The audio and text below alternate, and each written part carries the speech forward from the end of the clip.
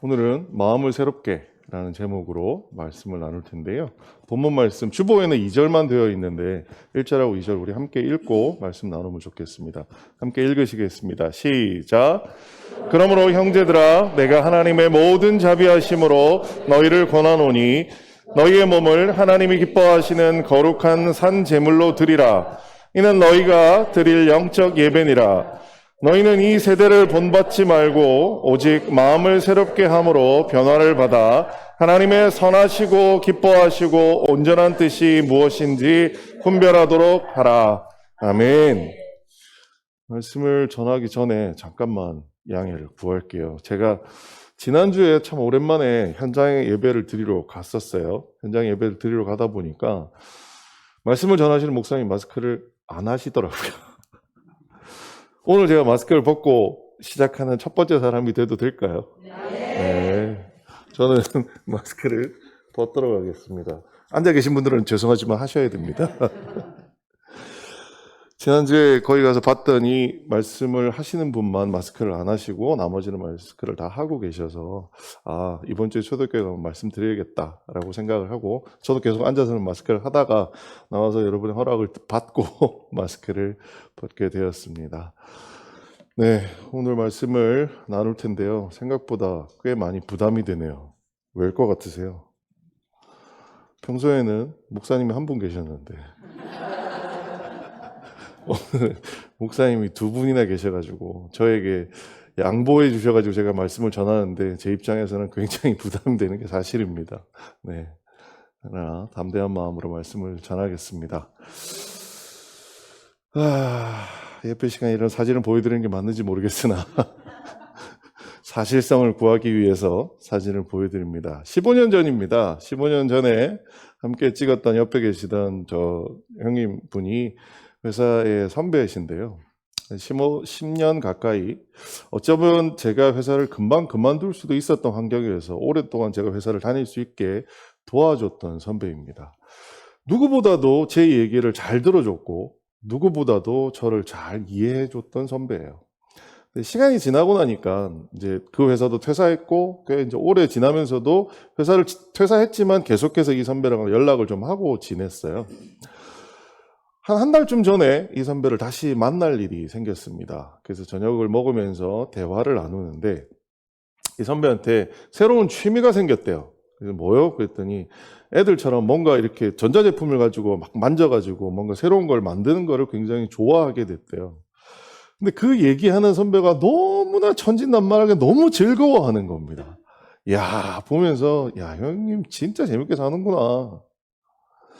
근데 여러분 그 대화를 나눠보셔서 알지만 상대방이 어떤 대화를 하나 한 다음에 그 다음에 누가 대화를 해야 되죠? 이제 제가 제 얘기를 할 차례예요. 그러니까 본인이 자기가 이제까지 지내면서 재밌게 지냈다는 얘기를 했으니 이제 제가 제 얘기를 해야 되는데 금방 그 선배가 저한테 얘기할 때는 제가 굉장히 기쁘게 반응해주고 야, 형 선배님 재밌겠어요 막 얘기를 해줬으면 응당 그 선배도 제가 얘기하면 어떻게 해야 되나요? 재밌게 뭔가 반응, 리액션을 해줘야 되잖아요. 제 얘기가 시작됐는데 형이 시큰둥합니다. 딴 데 쳐다보고 막 이래요. 그냥 일반적인 사람 같았으면 그렇겠거니 하겠는데 이 선배는 누구보다 제 얘기를 잘 들어주던 제가 이 선배를 너무 잘 알고 있거든요. 근데 너무 예전과 비해서는 모습이 달라진 겁니다. 그래서 이 형님이 왜 이러지? 그러다가 다시 또 본인의 턴이 돼서 본인의 얘기할 땐 또 막 신이 나서 막 얘기를 해요. 한참 얘기를 하다 보니까 이 선배가 저하고 만나지 못했던 사이에 여러 가지 일들이 있었더라고요. 첫 번째는 아들이 대학 시험에 낙방을 했습니다. 그래서 재수를 해야 될까 아니면 다 때려치우고 사업을 시작할까 아빠하고 엄청난 갈등을 겪었어요. 두 번째는 주식 투자를 했는데 2배를 벌었다고 한참 좋아하던 소리를 들은 게 제가 그 선배를 그 전에 만났던 마지막이었는데 알고 보니 그 주식 투자로 원금의 2분의 1을 까먹어 버렸답니다. 그 이야기를 하는데 갑자기 그 형님의 얼굴이 제가 뭔가 대화할 때 표정, 그러니까 제가 뭔가 얘기를 할 때 보였던 그 표정이 그대로 나오는 거예요. 저는 그 형님이 뭔가 재밌는 일을 막 하는 이야기를 하다 보니, 야, 이 형님 정말 잘 살고 있구나. 정말 재밌게 살고 있구나. 이렇게 생각을 했어요. 근데 사실 그 얘기를 하는 그 형님의 이야기는 그냥 그저 저한테, 나 괜찮아. 나 괜찮아. 이렇게 얘기하고 있는 걸로 보이게 되었습니다. 저는 그 형님과 그 얘기를 하고 나서 스스로 돌아볼 때 저도 그렇더라고요. 저도 그 형님한테 뭔가 얘기를 할 때 막 괜찮은 듯, 뭐가 막 좋은 듯 막 설명을 하게 돼요. 그리고 그 자리를 파하고 집에 돌아와서 가만히 생각하는데 이게 뭐 어떤 생각이 드냐면, 한 집안을 이끄는 가장들이 누군가한테 가서 자기의 이야기를 속마음을 얘기할 수 있어요? 못 하잖아요. 가장인데 야, 나 힘들어 라고 얘기할 수 있겠어요? 못 하잖아요. 그러니까 누구한테 가가지고 가장들이 가장 무도회 하듯이 가면을 쓴 것처럼 자기 자신을 숨기고 있는 게 아닌가라는 생각을 하게 되었습니다. 여러분들은 어떠세요? 여기 저보다 훨씬 고참이신 가장분들이 많으시잖아요. 가장이 꼭 남자만 있는 건 아닙니다. 여자분들도 가정을 이끄기 때문에 저는 가장이라고 생각합니다. 근데 여러분 어디 가서 얘기하실 때 힘든 얘기 하세요? 안 하시잖아요. 뭔가 가장을 하고 있다라는 생각을 하게 되었습니다. 자, 이 얘기는 뭐 누구나 다 이제 그런 것 같아요. 그래서 뭐 그런가 보다라고 생각을 했는데, 문득 들었던 생각이 가장들만 이럴까라는 생각을 한 거예요. 여러분 한때 젊은이들 사이에서 유행했던 단어 중에 이런 단어 들어보신 적 있으세요? You only live once에서 앞글자만 딱 따가지고 뭐라고 읽죠? YOLO라고 읽습니다. 인생 한 번뿐인데 즐기면서 살아 라고 얘기하는 거죠. 요즘 MZ세대라고 얘기하는 사람들이 하는 이야기를 들어보면 저 YOLO라고 하는 이야기가 떠오릅니다. 인생 한 번뿐인데 즐겁게 살아야지. 왜 그렇게 살아? 실제 막 그런 것 같아요. 저 YOLO라는 단어를 보면. 또 하나, 그들 사이에서 최근 들어서 유행하는, 뭐 그 젊은 세대뿐만 아니라 이제 나이 드신 분들한테도 유행하는 단어 중에 하나가 이런 단어 들어보셨어요? 워라밸. 워크와 라이프의 밸런스를 가져가야 된다. 일과 삶의 밸런스를 가져가야 된다는 거죠. 저는 저 워라밸의 아주 굉장한 추종자였습니다. 왜냐하면 제가 워라밸이 엉망이었거든요. 회사에 불 켜고 출근해서 불을 끄고 퇴근하는 사람이었습니다. 제 뒤에 앉아있는 저희 아내는 저를 거의 잠 잘 때 보고 다시 잠들 때 보는, 혹은 잠자고 나서 제가 들어가는 일이 태반이었으니까요. 저는 워라밸이 엉망이었던 사람입니다. 그래서 저는 저 워라밸이라는 단어가 나오고 사람들이 뭔가 퇴근 시간이 좀 일찍 되고 자기 일에 대해서 조금 더 뭐라 그러지, 회사 입장이 아니라 자기 생각을 가지고 뭔가 좀 일을 대할 수 있게 됐다는 게 참 좋은 일이라고 생각을 했어요. 그래서 직전 작년까지 있었던 회사에서도 가급적 직원들의 워라밸이라고 하는 것을 지켜주기 위해서 저 역시 최선을 다해서 노력을 했던 기억이 있습니다. 여러분, 그런데 워크와 라이프의 밸런스를 지키기 위해서 몇 시에 퇴근을 하죠? 9시에 출근하고 6시에 퇴근을 합니다. 근데 여러분, 그 다음부터 워크가 6시에 딱 끝났으면 6시부터 뭐가 시작돼야 돼요? 나의 라이프가 시작이 돼야 돼요. 근데 요즘 청년들이 저 6시 이후에 뭐 하냐 물어봤더니 집에 가서 유튜브 본대요. 야, 누구 친구 만나서 밥 먹는 거 없어? 없대요. 그냥 집에 가서 혼자 가서 밥 먹는데요. 그리고 자고 내일 아침에 출근한대요. 야, 워크 라이프 밸런스잖아. 회사 생활 그렇게 열심히 한 만큼 나가서 뭔가 사람들과 놀고 재밌어 하고 너의 어떤 미래 발전을 위해서 뭔가 공부도 좀 하고 그래야 되는 거 아니야? 아니요. 그냥 쉰대요. 정말 철저하게 워라밸의 신봉자였던 제가, 저는 저 워라밸에 대해서 좀 다시 생각하게 되었습니다. 그래서 청년들한테 물어봤어요. 밑에 있는 직원도 그렇고 주변에 만나는 사람들한테 물어봤어요. 어때? 괜찮아? 잘 지내? 행복하대요. 여러분 어떻게 생각하세요? 행복하대요. 뭔가 이상하다는 생각을 했어요. 그러다가 제가 한 5, 6년 전에 연세대 교수께서 쓰셨던 행복이란 무엇인가라는 책을 읽다가 굉장히 뒤통수 한 대를 맞은 적이 있어요. 그 책에서 정의하는 행복이 뭐냐면, 우리는 생각할 때 행복이라는 단어가 굉장히 궁극적인 인생의 목적지 같이 생각을 하는 경향이 많습니다.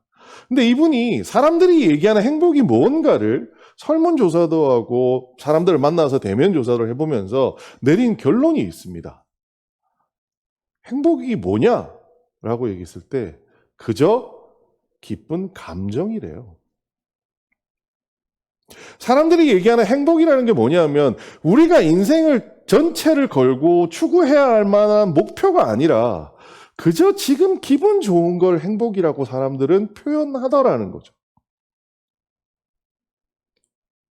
제가 만났던 청년들한테 야, 너 그렇게 워라밸 해서 일찍 퇴근하고 가는데 뭘 공부를 하는 것도 없고 친구를 만나서 즐겁게 교우관계를 쌓는 것도 아니고 집구석 가서 맨날 유튜브만 보고 누워서 앉아있을 거면서 왜 그렇게 일찍 퇴근하냐? 라는 얘기에 돌아왔던 말, 아니요, 저는 행복해요. 그 행복이 뭐라고요? 그냥 그저 일시적인 자기 감정이 나쁘지 않다라는 얘기라는 거죠. 전 이거를 보면서 똑같이 그 선배가 가장을 했던 것처럼 우리 젊은 세대들도 괜찮다고 가장을 하고 있는 거 아닌가라고 생각을 했어요. 그 결과 어떻게 되었느냐? 뉴스가 잘 보이실지 모르겠는데 제목을 읽어보면 이렇습니다. 한국 우울증 OECD 1위 36.8%, 우울증 치료율은 최저. 대한민국의 40% 가까운 사람들이 우울증을 앓게 됐대요. 여러분, 일을 많이 하는 게 행복한가요? 워크라이프 밸런스가 지켜지는 게 행복한가요? 우리는 저는 그랬어요. 워크라이프 밸런스가 지켜지면 훨씬 더 행복해져서 생활이 윤택해지고 정신건강이 더 좋아질 거라고 생각했는데 실제는 어때요? 대한민국이 우울증에 빠져버렸습니다. 그런데 더 놀라운 사실은 뭐냐? 아무도 자기가 우울증에 걸렸다는 사실을 인정하지 않아요. 그러다 보니 우울증의 치료율은 최저로 떨어져 버리게 됐다라는 거죠. 이렇게 계속 살아도 괜찮은 걸까요? 뭔가를 잃어버렸어요. 여러분, 우울증이라는 단어는 과거의 심리학자였던 프로이드라는 사람이 이렇게 정의합니다. 우울이 뭐냐 하면 우리가 뭔가 살면서 중요한 것을 잃어버렸는데 그 잃어버린 게 뭔지 모를 때 나오는 감정이래요. 우리가 뭔가 잃어버렸어요. 근데 그 잃어버린 게 뭔지 모릅니다. 그러면서 괜찮다고 가장하고 살고 있다는 거죠. 그저 지금 이 순간 기분이 좋으니까 난 행복해, 괜찮아 라고 스스로를 속이며 가장하고 살고 있더라는 거죠. 집안을 이끄는 가장들의 가장은 목적도 있고 이유라도 있으니까 서글프긴 하겠지만 그렇다라고 하겠습니다만 아무런 목적도 없고 이유가 없는 이 가장 그대로 내버려 두면서 우리는 살아야 할까요? 삶의 뚜렷한 목적 없이 그저 하루하루 주어진 대로 살아가는 삶이 과연 좋은, 행복한, 정말 멋진 인생일까요? 오늘 로마서 12장 1절과 2절을 통해서 하나님 혹은 사도 바울은 우리에게 어떤 인생을 살라고 얘기하는지 한번 살펴보려고 합니다. 그러므로 형제들아 내가 하나님의 모든 자비하심으로 너희를 권하노니 너희의 몸을 하나님을 기뻐하시는 거룩한 산 제물로 드리라. 이는 너희가 드릴 영적 예배니라. 여기에서 이 본문을 여러분 거의 요절처럼 외우고 다니신 분들 많으시죠? 저도 사실 외워보려고 애를 썼는데 단기 기억력이 안 좋은지 안 외워지더라고요. 자, 1절이 시작하면서 뭐라고 시작하면 그러므로 라고 얘기하면서 시작합니다. 여러분, 그러므로 라는 접속사가 우리나라에 붙으면 어떻게 될까요?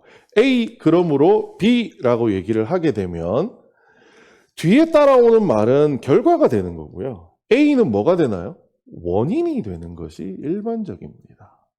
그러므로 라고 시작을 했다는 얘기는 그 앞에 있는 성경의 말씀들이 지금 뒤에 하는 것에 말씀에 대한 이유가 된다라는 거죠.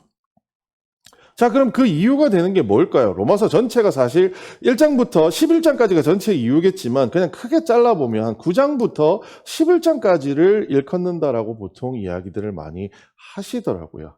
그럼 9장부터 11장까지의 핵심이 되는 구절들은 뭐가 있을까요? 첫 번째, 같이 읽어볼게요. 시작. 누구든지 주의 이름을 부르는 자는 구원을 받으리라. 9장부터 11장까지 말씀에 있어서 핵심이 되는 것 중에 한 단어가 뭐냐면 바로 구원이라는 단어입니다. 여러분은 구원 받으셨나요? 네. 구원 받으셨나요? 네. 여러분 구원이 뭔지 너무 잘 알고 계시죠? 그리고 그 구원이라고 하는 것이 얼마나 우리에게 큰 선물인지 알고 계시죠? 자, 그런데 그 큰 선물을 누구한테 주나요? 누구든지라고 되어 있습니다. 물론 여기서 이름을 부르는 자라는 조건이 붙어 있는 것처럼 보이지만 로마서에 있는 다른 말씀을 찾아보면 조금 이야기가 달라요. 두 번째 말씀 우리 같이 한번 읽어보겠습니다. 시작. 만일 은혜로 된 것이면 행위로 말미암지 않음이니 그렇지 않으면 은혜가 은혜되지 못하느니라. 자, 이게 무슨 말이냐? 우리가 구원을 받게 된 것은 우리가 무언 것을 잘해서 받은 걸까요? 아니면 하나님이 가만히 있는 우리한테 갖다 주셨을까요? 여러분은 어떻게 받으셨어요? 하나님 앞에 가서 시험 보셔가지고 합격하셨나요? 여러분 인생의 행위가 하나님 앞에서 의롭다 하고 인정받을 만큼 내가 봐도 그래 라는 여러분 삶을 사셨나요? 아닙니다. 적어도 저는 아니에요. 확실히 아닙니다. 분명하게 아닙니다. 그런데 하나님은 우리를 구원해 주셨습니다. 예수 그리스도를 통하여. 그래서 우리는 그걸 뭐라고 부르냐? 은혜라고 부른다라는 거죠. 우리가 뭔가 행동을 잘해서 하나님이 우리를 구원하신 게 아닙니다. 우리가 뭔가 선한 사람이 되었을 때 예수께서 오셔서 우리를 구원하신 게 아닙니다. 우리가 아직 뭐였을 때요?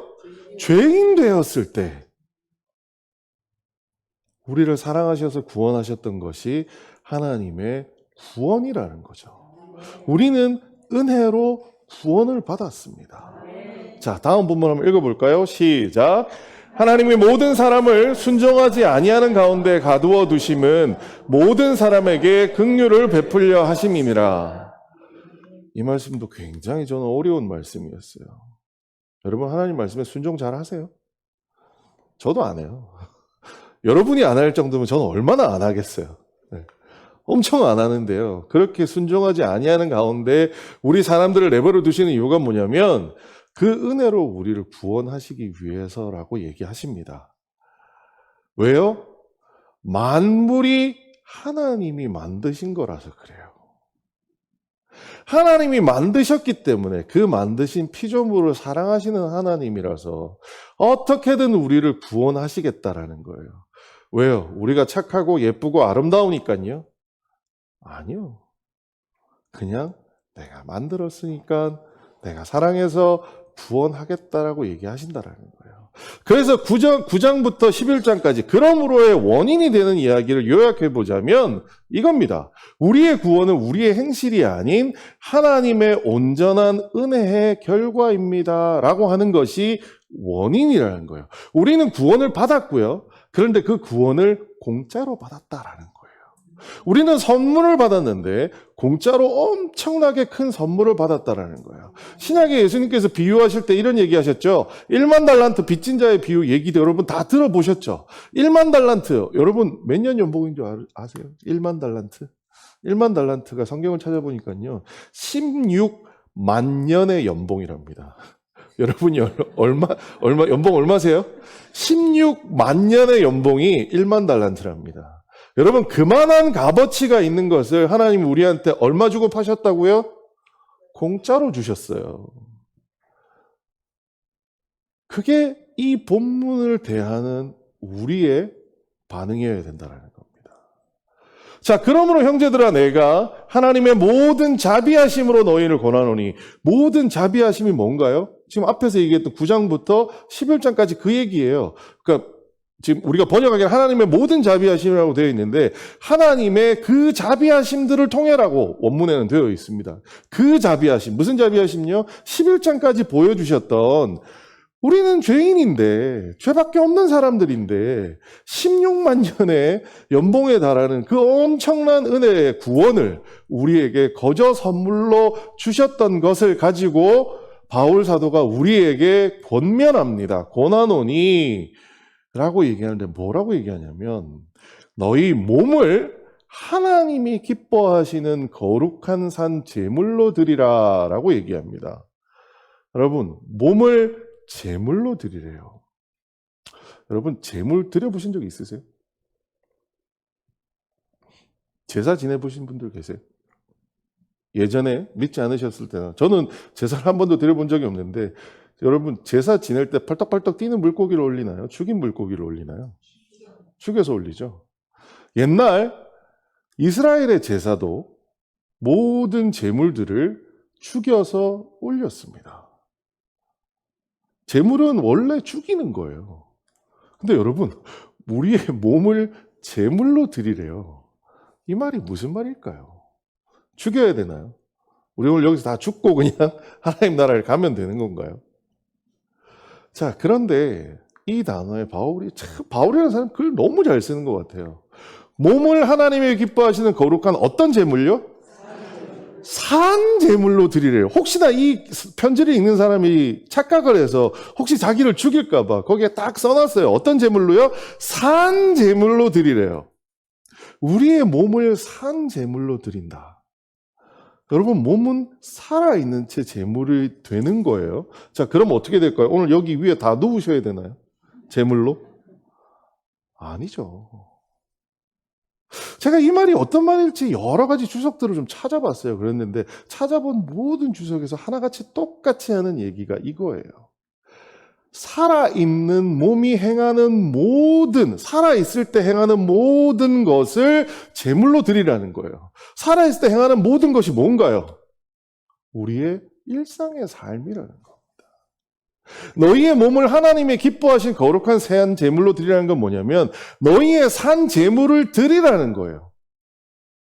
자, 이 말을 우리가 좀 알기 쉽게 다시 저 가운데 있는 말까지 포함해서 생각해보면 이겁니다. 하나님이 기뻐하시는 거룩한 산 제물을 드리라고 했기 때문에 이 말을 풀어보자면 이런 거예요. 하나님이 기뻐하시는 일상의 삶을 살아라요. 그리고 거룩한, 말 그대로 구별된 일상의 삶을 살아야 한다라는 거예요. 이게 사도 바울이 우리한테 얘기하는 요청입니다. 그런데 이 요청 끝에 뭐라고 얘기를 하느냐? 이는 너희가 드릴 영적 예배니라 이렇게 되어 있어요. 여러분, 영적이라는 게 뭘까요? 저 역시 굉장히 힘들었습니다. 이 영적이란 말이 뭐지? 어떻게 해석해야 되지?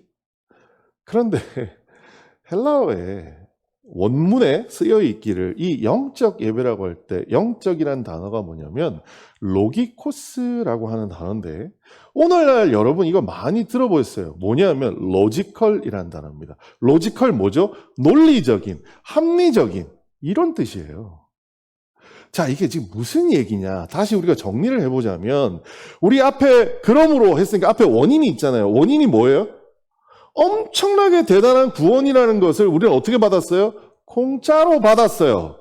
그런 너희에게 권하는데 이제 어떻게 해야 돼요? 너희가 그걸 공짜로 받았으니 너희가 사는 일상의 모든 삶을 어떻게 해요? 하나님을 기쁘시게 다른 사람과 구별되게 살아야 된다. 그게 합당한 예배다라고 얘기하는 거예요. 왜요? 공짜로 그 구원을 받은 우리가 행해야 하는 합당한 일이라는 거예요. 우리의 구원의 행실은 하나님의 은혜의 결과이기 때문에 자, 그래서 1절 말씀을 다시 조금 쉽게 풀어보면 이렇습니다. 우리 같이 한번 읽어볼까요? 시작! 형제자매 여러분, 하나님의 그 자비하심으로 여러분께 간곡히 요청합니다. 하나님이 기뻐하시는 구별된 일상의 삶을 사십시오. 이것은 은혜로 구원받은 여러분의 합당한 예배입니다. 아멘. 자, 이 1절 말씀이 이제 여러분 마음에 쏙 들어오세요? 어떤 말씀인지 아시겠어요? 자, 우리의 일상을 하나님의 기뻐하시는 다른 사람들과 구별된 삶으로 살아야 한다라고 하는 것이 사도 바울 12장 딱 시작하면서 구원에 대한 얘기가 딱 끝나자마자 우리의 일상의 삶을 어떻게 살아야 될지 사도 바울이 권면해주고 있는 겁니다. 자, 2절에 가면 이렇게 얘기합니다. 너희는 이 세대를 본받지 말고 오직 마음을 사롭게 함으로 변화를 받아 하나님의 선하시고 기뻐하시고 온전한 뜻이 무엇인지 분별하도록 하라라고 되어 있어요. 이 것도 요절로 여러분 엄청 외우시는 분들 많으실 거예요. 자, 여기에 이 세대를 본받지 말고 라고 되어 있어요. 많은 사람들은 뭐에 집중하냐면 이 세대라는 단어에 집중합니다. 저 세대가 누구일까? 로마인들일까? 혹은 뭐 전통적인 유대인일까? 그런데 오늘 저는 저 본받다라고 하는 단어를 한번 보려고 해요.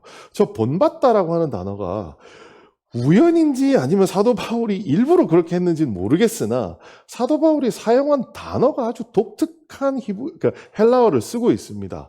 순 스케마티조라고 하는 헬라어를 쓰고 있어요. 발음 전혀 모르셔도 됩니다. 하지만 이 단어는 두 가지의 단어가 결합된 단어입니다. 하나는 순이라는 단어고 하나는 스케마티조라는 단어인데요. 순이라는 단어가 뭐냐면 함께라는 뜻인데 스케마티조라는 단어가 뭐냐면 컴퓨터 쪽을 공부해 보신 분들은 들어보신 적 있을까요? 여러분 스키마라고 들어보신 적 있으세요? 스키마? 예를 들어서 소설을 쓴다라고 했을 때 그냥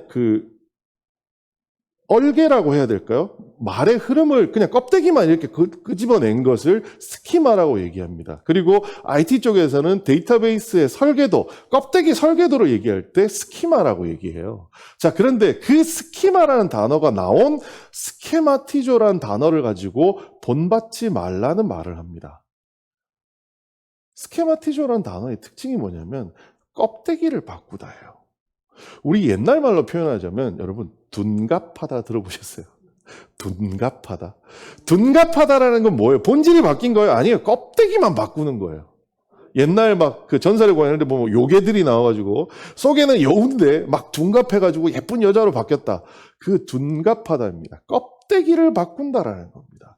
이 세대를 따라 껍데기를 바꾸지 말라는 거예요. 저는 뭐 아까 청년들의 얘기로 갈 것도 없어요. 저한테 보면 저게 딱 맞는 말입니다. 2012년도 회사를 퇴사하고요. 2013년도 신대원 입학을 했습니다. 신대원 입학해서 가가지고 여러분 신학교 가면 신학생들 어떨 것 같으세요? 엄청 거룩하고 목사님 준비생들이잖아요. 막 대단할 것 같으시죠? 제가 실상을 오늘 낱낱이 까발려 드리겠습니다. 신대원생들은 기숙사에 살면 1년 동안은 제가 다녔던 신학교는 1년 동안은 새벽 예배가 의무입니다. 근데 저희가 갈 때 뭘 줬냐면 이렇게 신분증처럼 카드를 줬어요. 이 카드가 뭐냐면 그 학생증인데 새벽 예배에 가가지고 학생증을 어떤 기계에다 톡 대야 돼요. 그러면 띵동 소리가 나면서 출석하셨습니다. 목사님들 출석하시는지를 그 전도사님들 출석하시는지를 매일 아침마다 기계로 체크를 합니다. 뭔가 좀 이상하지 않으세요? 전도사님들은 자발적으로 눈을 빡 떠가지고 아침에 새벽에 예배가 시작하기 전부터 15분, 20분 전에 와가지고 기도할 것 같지 않으세요? 아니에요. 띵동 누릅니다. 여러분, 그런데 더 끔찍한 게 뭔지 아세요? 너무 가기 싫은 나머지 룸메이트한테 카드를 줍니다. 야, 나 가기 싫으니까 내 카드 가서 대신 좀 찍어줘. 그런 일이 하도 많아지다 보니까 학교에서 무슨 일을 했는 줄 아세요? 이제 카드로는 출석 체크가 안 돼요. 뭘로 해야 돼요? 지문으로 해야 돼요. 그게 전도사님의 현실입니다. 뭐예요? 껍데기만 바뀌었어요. 껍데기만. 일반인에서 신학생으로 껍데기만 바뀌었어요. 아무것도 바뀐 게 없습니다. 여러분 오늘 오시면서 굉장히 평소에 어제 입었던 옷 다시 입고 오신 분 있으세요? 없으시죠? 왜요? 주일 갈 때는 뭔가 하나님 옆에 가니까 옷을 또 다르게 입고 가야지 이렇게 생각하시잖아요. 여러분 마음도 그러세요? 우리 주일날 옷은 갈아입고 오는데요. 여러분 마음은 갈아입고 오세요? 아니요. 우리는 사실 껍데기만 바꾸고 다닙니다. 여러분, 누굴 욕할 거 아니고 제 스스로 보면서도 그래요. 오늘 예배가 딱 끝나고 저 밖에를 딱 나가는 순간 우리는 이 옷을 벗습니다. 그렇죠? 교회 안에서는 은혜에 대해서, 구원받은 은혜에 대해서 너무 감사하지만 교회 밖을 딱 나가면 그 생각들이 조금씩 줄다가 토요일쯤 되면 하나님 잘못했습니다 하고 주일날 다시 새 옷을 입고 나옵니다. 그게 우리의 현실 아닌가요? 이 세대를 본받지 말라는 얘기가 그들만의 얘기가 아니라 오늘 저한테 하는 얘기 같았어요. 어쩌면 여기 계신 여러분들도 그 대상이 될 수도 있을 것 같아요. 제가 스스로 알고 있는 우리 이찬수 목사님조차도, 그렇게 훌륭한 목사님이라는 분조차도 신학교 가서 기도하는데 하나님이 그러시더래요. 야, 네가 뭐가 바뀌었냐? 아니, 미국에서 그 슈퍼마켓 해가지고 미국에서 이제 좀 자리를 좀 잡을 만한 사람이 다 때려치고 한국에서 하나님 말씀 전했다고 신학하러 온 사람한테 하나님 그러시더래요. 야, 네가 옷만 갈아입었지 뭐가 바뀌었냐? 그래서 엄청 울며 회개했다는 얘기를 제가 들은 적이 있습니다. 우리의 신앙은 어떤가요? 우리도 껍데기만 바꾸고 있지 않을까요? 자, 그에 반해서 오직 마음을 새롭게 함으로 변화를 받아라고 되어 있는 부분이 있습니다. 자, 하지 말고라고 하는 건 껍데기가 변하지 말고라는 뜻이었다면 변화를 받아라고 하는 것의 히브리어는 메타모르포라고 하는 단어를 씁니다. 근데 메타라는 단어는 순하고 똑같아요. 함께 모양을 갖추다예요. 이번에 이 모르포는 뭐냐면 찰흙으로 무언가를 빚는 형식을 얘기하는 겁니다. 자, 이거는 껍데기만 바꾸는 거예요? 아니면 전체를 새롭게 만드는 거예요? 껍데기를 바꾸는 뜻이 아닙니다. 이거는 실제 본체를 바꾸는 이야기를 합니다. 그래서 이 변화를 받아라고 하는 부분들을 얘기를 통해서 껍데기가 아닌 우리의 본 삶이 바뀌어야 한다라는 이야기를 해주고 있어요. 근데 무엇을 위하여 바뀌어야 되냐는 거죠. 하나님의 선하시고 기뻐하시고 온전한 뜻이 무엇인지 지금은 분별하도록 하라라고 되어 있지만 실제 원문은 무엇인지 분별할 수 있도록 변화를 받으라라고 되어 있습니다. 우리가 행하는 것에 목적이 있어야 돼요. 하나님의 선하시고 기뻐하시고 온전한 뜻이 무엇인지 분별할 수 있도록 변화를 받아야 된다는 거예요. 자, 그럼 하나님의 선하시고 기뻐하시고 온전한 뜻이 이 편지를 읽던 유대인들 생각 속에는 뭐라고 생각했을까요? 그들 생각 속에 하나님의 선하시고 기뻐하시고 온전한 뜻을 유대인들은 딱 하나로 생각했을 거예요. 뭐죠? 율법입니다. 그런데 뭔가 사도 바울은 헷갈리게 말을 해요. 율법은 우리가 그 당시에 사람이 몰랐을까요? 너무 잘 알아요. 어렸을 때부터도 공부했던 게 율법입니다. 그런데 왜 그것이 무엇인지 분별하도록 하라고 얘기를 하냐는 거죠. 첫 번째, 이것은 뭐냐? 율법과 같이 성문화된 것이 아니다라는 겁니다.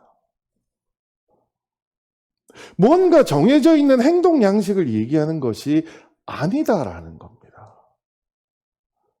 정해져 있는 행동 양식이 아닌 어떠한 상황에 맞는 하나님의 뜻을 우리가 알 수 있어야 한다라고 이야기를 한다는 거죠.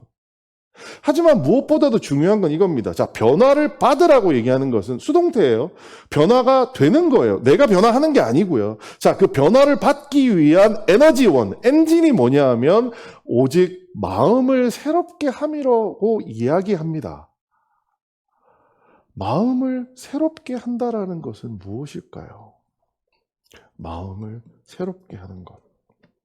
저는 이 본문을 읽으면서 예전에 그런 생각들 많이 했어요. 여러분도 그런 경험도 있으신 분들 계실 텐데 중고등학교 때 부흥 집회 혹은 여름 성경학교 이런 걸 참석합니다. 그러면 은혜를 확 받습니다.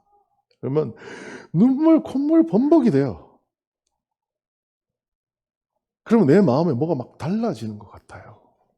그래서 그때부터 와서 방청소도 하고 이불도 잘 개고 뭘 하는 것 같아요. 근데 며칠 가요? 일주일 가요. 3일요? 너무하셨네. 저는 한 일주일 갔던 것 같습니다. 그게 과연 마음을 새롭게 하는 것일까요? 우리가 막 기도를 하다가 성령 충만함을 받아서 감정적으로 뭔가 새로운 것이 변화되는 것을 이야기하는 것이 아닐까 저는 생각을 했어요. 그래서 항상 기도를 통해서 충전해야 된다고 생각을 했는데 오늘 저기에 마음을 새롭게 함으로라고 할 때 저 마음이라는 단어가 사도 바울이 원래 잘 쓰던 단어가 아닌 아주 특별한 단어를 썼어요. 그 단어가 뭐냐면 노오스라고 하는 단어인데요. 이 단어는 절대로 감정이나 일시적인 어떤 이런 마음의 상태를 얘기하는 게 아닌 이성을 얘기합니다. 이성이 뭐죠? 생각하는 겁니다. 그래서 저 부분을 우리는 뭐라고 얘기할 수 있냐면 가치관이나 세계관이라고 얘기합니다.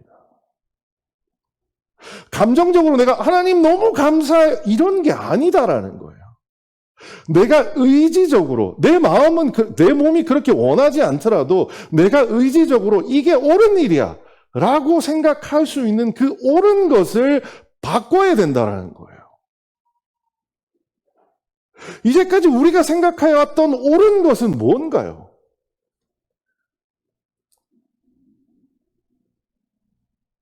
이제까지 제가 제 스스로에게 물었어요. 내가 생각하기에 옳은 것이 무엇이었을까? 간단합니다. 뭐였을 것 같으세요? 나를 기쁘게 할 수 있느냐예요. 맨 앞서서 서두에 말씀드렸잖아요. 행복한가 아닌가가 우리의 삶의 가치관이자 기준이었습니다. 나를 기쁘게 할 수 있는가? 내가 기쁜가? 이것을 해서 내가 즐거운가? 이것이 나에게 이로운가? 이것이 우리 삶의 기준이 되었다라는 겁니다. 기존에는. 그런데 그 마음을 새롭게 하랍니다. 어떻게 새롭게 해요? 우리는 맨 앞에 그러므로라는 이야기가 있었어요. 그러므로가 뭐였다고요? 하나님이 공짜로 은혜의 구원을 주셨기 때문에 라고 하는 그러므로가 있었어요. 자, 그러면 이제까지 내 삶이 나를 기쁘게 하는 거였다면 앞으로 내가 마음을 새롭게 해서 바뀌어지는 삶은 어떻게 바뀌어야 될까요?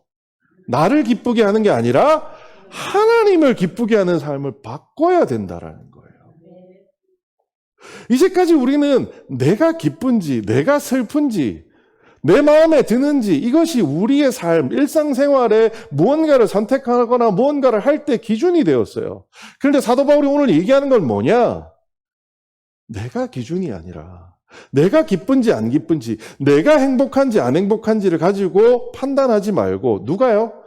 하나님이 기뻐하시는지 하나님이 행복해 하시는지를 가지고 판단하라는 겁니다.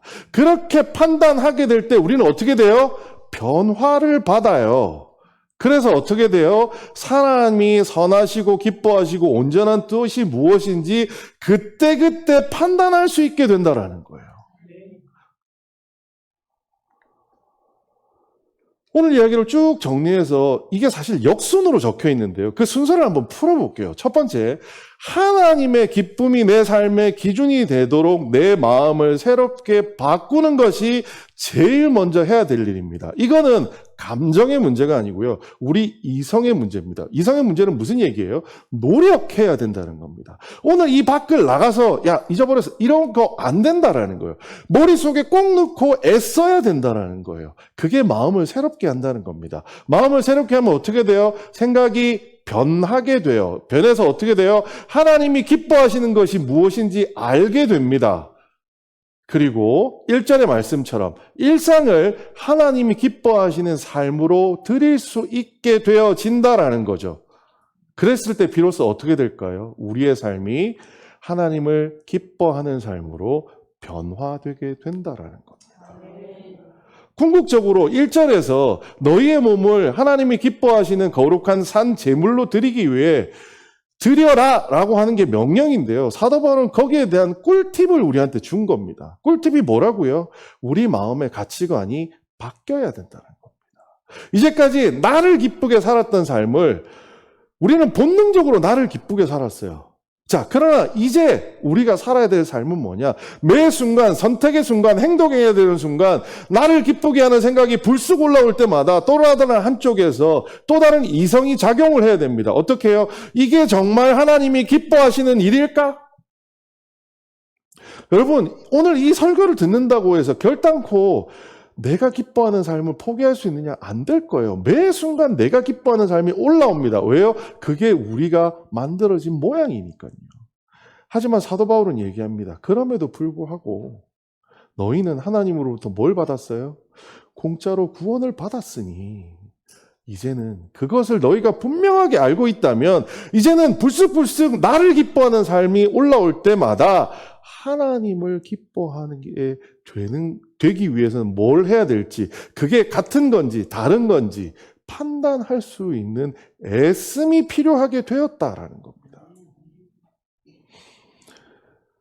사도 바울은 그러한 일련의 예를 12장 9절부터 쭉 써놨습니다. 우리 길지만 같이 한번 읽어보겠습니다. 시작.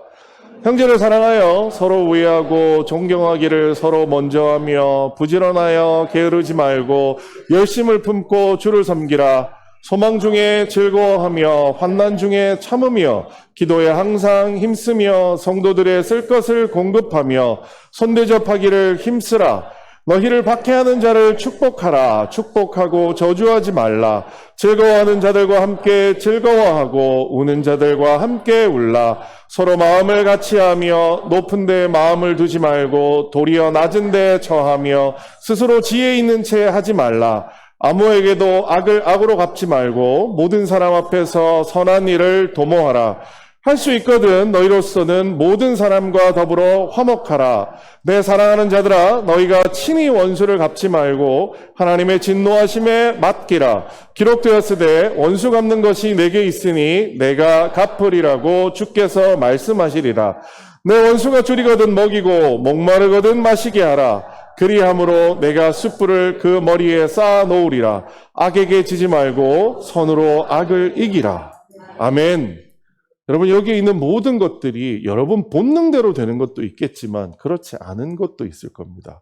어떤 경우에는 여기는 이렇게 적혀 있지만 하나님이 기뻐하시는 것은 이와 반대되는 행위일 수도 있습니다. 우리는 매여져 있는 어떠한 글귀에 따라서 하는 것이 아니라 우리의 마음을 공짜로 구원받은 자로서 우리의 마음을 새롭게, 우리의 가치관을 새롭게 바꾸어서 어떻게 하면 하나님이 기뻐하실까를 생각하며 살아야 한다는 거죠. 하나님은 내가 기뻐하는 것은 요거야! 라고 가르쳐 준 거는 사실 딱 하나밖에 없습니다. 읽어볼까요? 시작. 사랑에는 거짓이 없나니 악을 미워하고 선에 속하라. 뭐라고요? 사랑입니다. 하나님이 우리한테 요구하시는, 하나님이 기뻐하시는 것은 사랑이에요. 물론 이 사랑이라는 단어가 실제 세상에 내 삶을 통해 드러날 때는 어떻게 드러나게 될지 우리는 잘 모릅니다. 어떤 경우에는 매를 드는 것이 사랑일 수도 있고요. 어떤 경우에는 혼을 내는 것이 사랑일 수도 있습니다. 하지만 우리가 하나님이 기뻐하는 것이 무엇인지를 기준으로 삼고 우리의 일상의 삶을 하나님께 거룩한 산 제물로 드리고자 노력하게 되면 하나님은 분명히 이 순간에 내가 기뻐하는 것이 이것이야 라고 하는 것을 우리가 알 수 있도록 해 주신다라는 것을 꼭 기억하시면 좋을 것 같습니다. 가장하는 삶에 대한 이야기를 처음에 시작했어요. 반대되는 삶의 예시를 마지막에 하나를 보여드리고 싶어서 고민을 하다가 이 사진을 가져왔습니다. 혹시 이 사진 보신 적 있으세요? 자, 이 사진은 1983년도 미국에서 있었던 현장을 어떤 카메라 기자가 사진을 찍은 거예요. 자, 왼쪽에 보시면 흰색 뭐가 이렇게 뾰족하게 쓰인 모자 보이시죠? 뭔가 저 흰 뾰족하게 모자를 쓴 사람은 백인일까요? 흑인일까요? 그냥 봐도 흑백 사진이지만 백인으로 보이죠.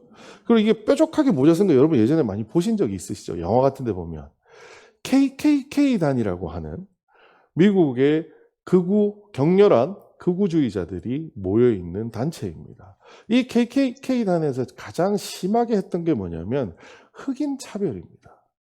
백인이 우월하다는 얘기를 해야 되다 보니 당연히 유색 인종은 이것들은 아니야 라고 얘기를 해야 되는 거죠. 여러분, 하지만 1983년은 이미 흑인 차별에 대한 철폐가 다 끝난 상황이에요. 그런데 저 KKK단의 잔재인 사람들이 나와서 아니야, 백인은 그래도 우월해 라는 시위를 하기 시작한 겁니다. 그랬더니 주변의 사람들이 야, 요즘 시대가 어느 시대인데 이런 소리를 하는 거야 라고 하면서 오히려 시위대들한테 돌을 던지고 시위대를 다치게 하려고 하는 사람들이 모여듭니다. 그랬더니 경찰들이 이 시위대를 보호하려고 뛰어온 거예요. 여러분, 저기 모자 쓴 사람, 이렇게 동그란 모자 쓴 사람은 경찰인 거 아시겠죠? 자, 흑인일까요? 백인일까요? 흑인입니다. 저 흑인이 지금 누구를 보호하고 있나요? 나를 욕하는 백인을 보호하고 있습니다. 세상에서는 이 사진을 가지고 뭐라고 얘기를 하냐면 직업의식이라는 제목으로 이 사진을 많이 회자를 합니다. 흑인이 정말 싫지만 직업이 경찰이니까 어쩌겠어 라는 거예요. 하지만 여러분, 우리의 삶에도 이런 일이 많이 있지 않나요? 나는 싫은데 하나님이 기뻐하신다면 여러분 어떻게 하시겠습니까? 사석에서 만났다면 저 흑인은 저 백인이 너무 미웠을 거예요. 어쩌면 때렸을지도 모르겠어요. 하지만 경찰이란 자리에 가 있다 보니 저 백인을 오히려 보호하는 일을 하게 되는 거죠. 하물며 1만 달란트에 달하는 구원이라는 선물을 받은 우리. 저 사람이 경찰 된 이유가 뭐예요? 경찰 월급 받으니까요. 우리는 하나님께 우리가 상상할 수 없는 월급과 같은 구원의 선물을 받았는데 우리는 어떻게 하시겠습니까? 여전히 그걸 받고도 나는 내 기쁜 대로 살 거야 라고 사시겠어요? 아니면 저 경찰처럼 나에게 이런 큰 선물을 주신 그분을 기쁘게 하는 삶을 살기 위해 애쓰시겠어요? 오늘 예배가 끝나면 또다시 저 문을 열고 나가실 겁니다. 그리고 오늘 여러분 입으셨던 옷을 또 집에서 입는 편안한 옷으로 갈아입으실 겁니다. 회사 가실 때는 또 회사에 맞는 옷을 입으시겠죠. 여러분, 옷을 갈아입을 때마다 여러분의 마음이 계속해서 나를 기쁘게 하는 걸로 바뀌게 계속 두실 건가요? 아니면 우리가 거저받은 구원이 얼마나 큰지 인식하시고 매 순간에서 나를 기쁘게 하고 싶은 생각이 올라올 때마다 아, 이게 하나님도 기뻐하시는 일일까? 라고 한 번 더 생각할 수 있는, 그래서 옷만 갈아입는 게 아니라 내 마음의 가치관이 바뀌는 여러분들이 되시기를 주님의 이름으로 부탁드리겠습니다. 그리스도인의 삶은 뭘까요? 같이 한번 읽어보겠습니다. 시작. 나를 기쁘게 하기 위해 변화무쌍하게 살아가는 것이 아니라 하나님의 온전하고 기뻐하시는 뜻, 사랑을 살아내는 것입니다. 아멘. 기도하겠습니다. 사랑이 많으신 아버지 하나님, 은혜를 감사합니다. 참 힘든 세상을 살아갑니다. 너무나도 힘든 게 많다 보니 나를 기쁘게 할 것도 사실 별로 없습니다. 그래서 나를 기쁘게 해서 사는 것이 옳은 것 같습니다. 하지만 오늘 사도 바울의 말씀을 통하여 우리는 다시 한번 생각하게 됩니다. 나를 옳게 살았더니 우울증에 걸릴 수밖에 없었던 우리의 삶을 다시 돌이키기 원합니다. 이제 우리가 살아가며 매 순간 하나님의 뜻을 분별하며 하나님이 기뻐하시는 것이 무엇인지에 따라 우리의 삶을 결정하고 살아갈 수 있는 초대교회 성도들이 될 수 있도록 주님 인도하여 주시옵소서. 모든 말씀 예수님 이름으로 기도드렸습니다. 아멘.